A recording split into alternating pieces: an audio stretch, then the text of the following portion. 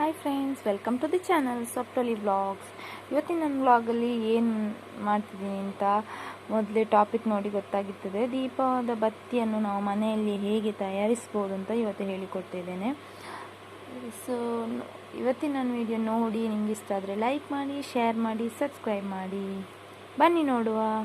ಸ್ವಲ್ಪ ಹತ್ತಿ ಮಾಡಿ ಜಸ್ಟ್ ಒಮ್ಮೆ ಕೈಯಲ್ಲಿ ಹೀಗೆ ಮಾಡಿ, ನೆಕ್ಸ್ಟ್ ಕಲ್ಲಲ್ಲಿ ಹೀಗೆ ಮಾಡಿದರೆ ಬತ್ತಿ ರೆಡಿ. ನೋಡಿ ಎಷ್ಟು ಸುಲಭದಲ್ಲಿ ಮಾಡ್ಬೋದು. ನೋಡಿ, ಬತ್ತಿಯನ್ನು ನಮಗೆ ಸುಲಭದಲ್ಲಿ ಮನೆಯಲ್ಲಿ ಮಾಡಿಕೊಳ್ಬೋದು. ನೋಡಿ, ಹೀಗೆ ಮಾಡಿದ್ದು, ಹೀಗೆ ಮಾಡಿದ್ದು, ಹೀಗೆ ಹೀಗೆ ಈಗ ಇಲ್ಲಿ ನೋಡಿ ನಾನು ಎಷ್ಟು ಬತ್ತಿ ಮಾಡಿಕೊಂಡಿದ್ದೇನೆ ಅಂತ. ದೇವರಿಗೆ ಇಡಲಿಕ್ಕೆ ಇದು ಸುಲಭ. ನಾವಿಲ್ಲಿ ದೇವಸ್ಥಾನಕ್ಕೆ ಕೊಡ್ತೇವೆ ಬತ್ತಿ ಮಾಡಿ ದೇವರಿಗೆ ಇಡಲಿಕ್ಕೆ. ಇಲ್ಲಿ ತುಂಬ ಸುಲಭದಲ್ಲಿ ಮನೆಯಲ್ಲಿ ಈ ರೀತಿಯಾಗಿ ತಯಾರಿಸಿಕೊಳ್ಬೋದು.